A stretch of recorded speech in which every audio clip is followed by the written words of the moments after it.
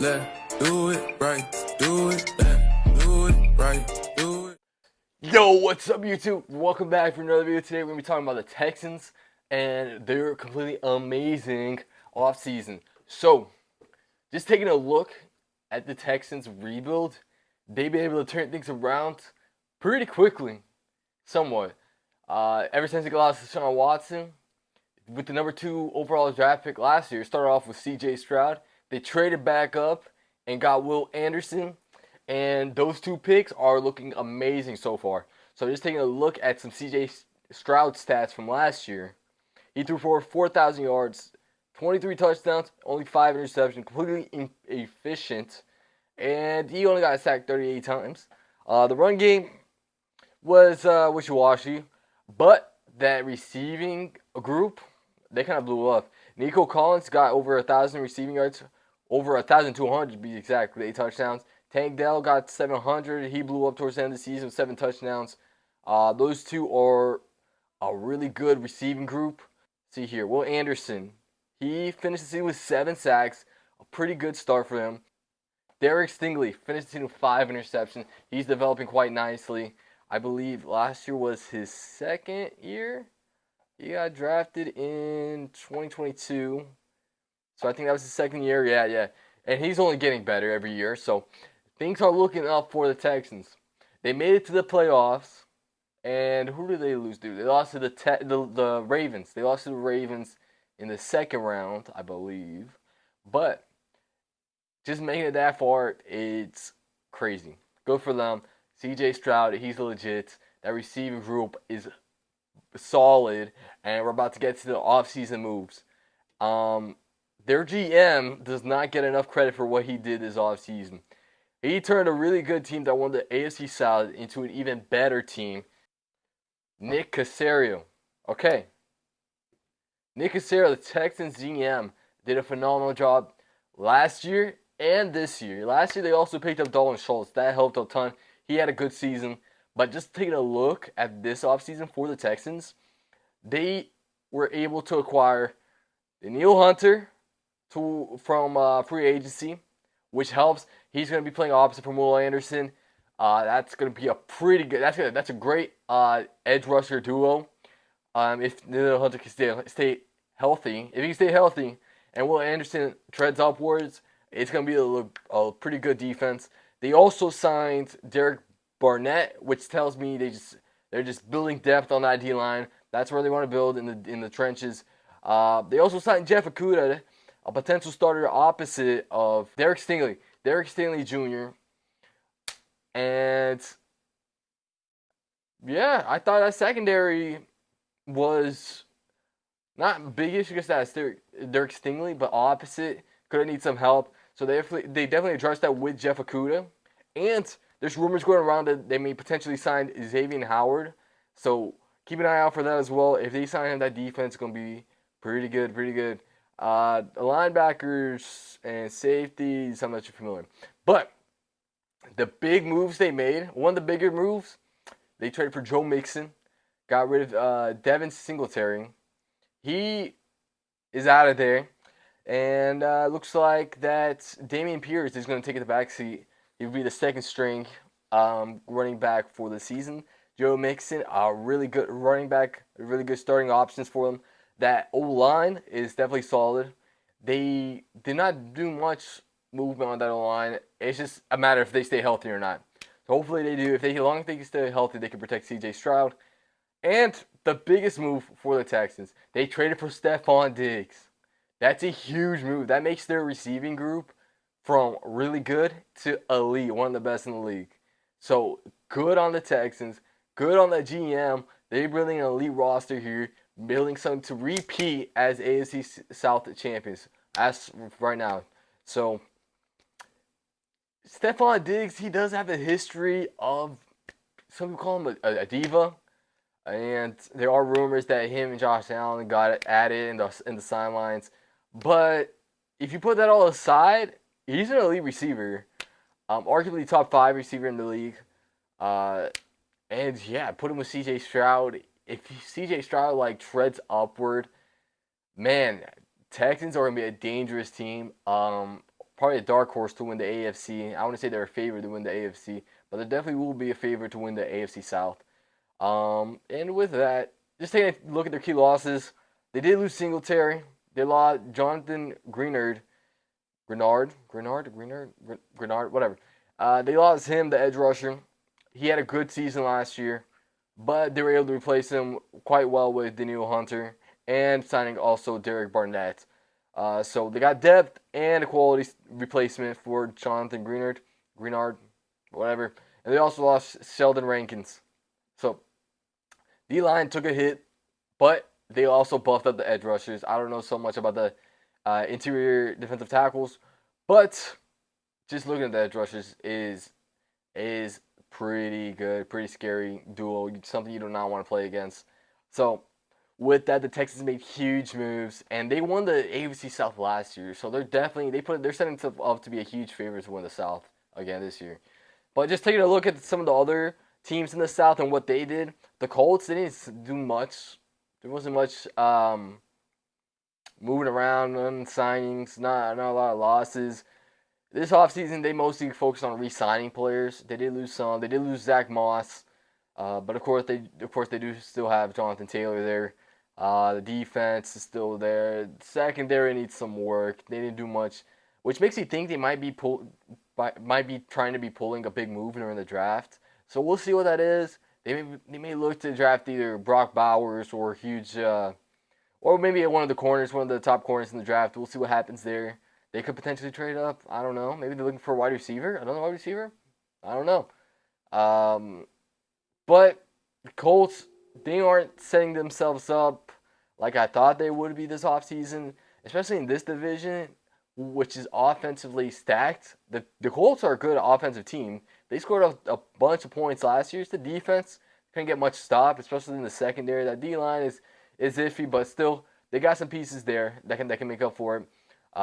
Especially their defensive tackle, DeForest Buckner. He's elite. He's an elite defensive tackle. But the secondary, man, I don't know if they'll be able to stop the offenses from. I don't know if they can stop the rest of the AFC South offense.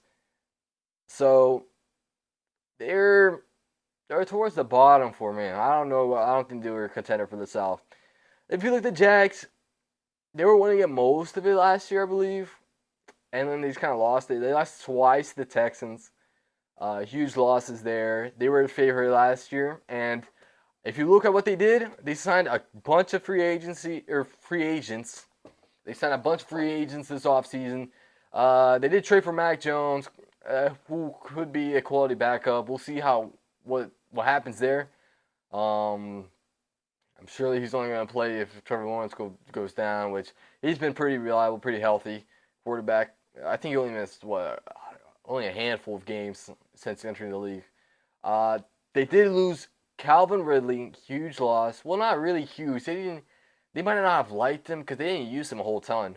There was definitely a lack of production from his side, or they didn't even target him that much either. So they got rid of him. He's pricey anyways, and they weren't even using him. Darius Williams, that takes a hit on their secondary. But I don't think it's going to be too much of a problem, as I think they will be targeting a corner in the draft as well. Maybe receiver, but most likely their bigger need is probably corner. And they also lost an edge rusher in Jason. But to fill in some of those gaps, they signed Gabe Davis, a decent wide receiver too. Devin Duvernay, good special teams player. Ezra Cleveland to address the O-line issues, strengthen the O-line. They also signed Mitch Morse. They signed Eric Armstead. Some good quality starters there, and Darnell Savage. I think they definitely needed another safety to go with Cisco. So that is setting them up pretty well. But I don't know. It's all going to come down to the defense. If the defense is going to be able to stop some of these AFC South offenses, they definitely need another corner there. The defense, the D-line, they did re-sign Josh Allen to a huge contract. He's a pretty good edge rusher. They still got Trevor Lawrence, but still, there's some question marks there. I don't know if they'll be able to compete with the Texans yet. The Texans, they only got better, man. They were really good last year, and they only got better. Jags, they leave some question marks. They really addressed their secondary, besides Darnell Savage. But other than that, they still need another corner. As far as the offense, they did adjust the O-line. They could use another, like, big-time receiver. They got Christian Kirk there, yeah. They got Gabe Davis and Devin Duvernay, which does give some deep threat, some deep threats for Trevor Lawrence. So we'll see how that plays out. And the Titans made some big moves too. I like what they did. Questionable decision in signing Tony Pollard. They let Derrick Henry walk, and their linebacker Al-Shaair and Christian Fulton, their corner. Biggest loss is definitely Derrick Henry, but they tried to make up for it by signing Tony Pollard, which is kind of questionable because they got the running back out of, I believe it was Memphis. So they're going to get two running backs from Memphis there. And they both had the same play style. So it's kind of strange. Tajay Spears, that's the running back's name. I thought he was going to take the lead role for that team, but apparently not. They got Pollard, so it's a good 1-2 combo there, but both playing the same role. So that'll be interesting to see. They also took Calvin Ridley from the Jags, signed him. We'll see if they use him because they paid him good money, which they could have used to re-sign A.J. Brown back in the day, but they did not. So we'll see if it pays off with Calvin Ridley. They still have D-Hop there, so D-Hop and Calvin Ridley can be a dangerous 1-2 combo if used correctly. So we'll see what they do. We'll see if Will Anderson can take that jump up. I thought he played decently. He didn't play all that well last year, but he definitely showed some flashes, especially in the Miami game. He played pretty well, was able to come back against Miami at Miami, Monday Night Football, big game, probably his best game this season. D-Hop and Calvin Ridley now, that definitely brings a boost to that offense. They also signed Kenneth Murray to fill in the gap for Al-Shaair. Kenneth Murray wasn't a big impact player for the Chargers at all ever since getting getting drafted by the Chargers. So we'll see if he's able to step it up with a new team. We'll see if that can bring the best out of him. But the biggest move, arguably, for the Titans, L'Jarius Sneed. He's like borderline elite corner. He is awesome. Chiefs didn't want to pay the big bucks to him. They franchise tag him and trade him to the Titans. The Titans willing to pay him. So that definitely helps the secondary for the Titans as the other teams' offense took a boost. They definitely need that guy to cover the Christian Kirks, the Michael Pittman, and especially the Stephon Diggs. We'll see how that secondary will be able to hold up. But this definitely helps. I think the Titans will probably be up there with the Jags competing for that second spot. We'll see what happens. As we get closer to the season, I'll be making those division predictions. I just wanted to make a quick video talking about the Texans move because they probably made the best moves this offseason, arguably last offseason as well. I don't remember all the offseason moves from last year. But the Neil Hunter traded for Stephon Diggs, traded for Joe Mixon, got that depth for Derek Barnett, and just boosting the offense, doing everything they can to help C.J. Stroud, especially improve that defense as well. So I like these moves. These are the kinds of moves that help make a team good to great.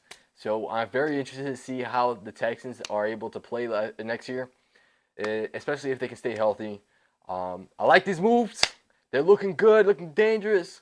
And I can see why Vegas has Texans as the favorite. It looks like just taking a quick look at the odds. I can totally understand why they have the Texans favored at -110. Definitely should be the favorite. Next, they got the Jags at +300. Some good value there. I think to be able to compete with the Texans, but I can't really pick the Jags over the Texans. That's right now. And just a heads up, these odds are as of 2 weeks before the draft. So just taking an early look. I just really wanted to talk about the Texans offseason. They have the Colts in third and the Titans at +900. There's definitely some value with the Titans there. I think they should at least have better odds than the Colts, but I think it's because they don't trust Will Levis, or maybe that defense is going to take a step down. But I don't know. They did sign L'Jarius Sneed, so I like that. That's like they definitely improved. They usually have a good run defense, and they got new coaching there. Texans, the coach there is good. I like them. I like his moves, his coaching decisions. The GM killed it this offseason and last season. So watch out for the Texans. And that'll be it for this video. Thank you guys for watching. Stay tuned. I'll have the draft videos, some draft content up pretty soon. So stay tuned. Subscribe to the channel. Make sure to like the video. And I thank you guys for all the support. And I'll catch you guys next time. Peace.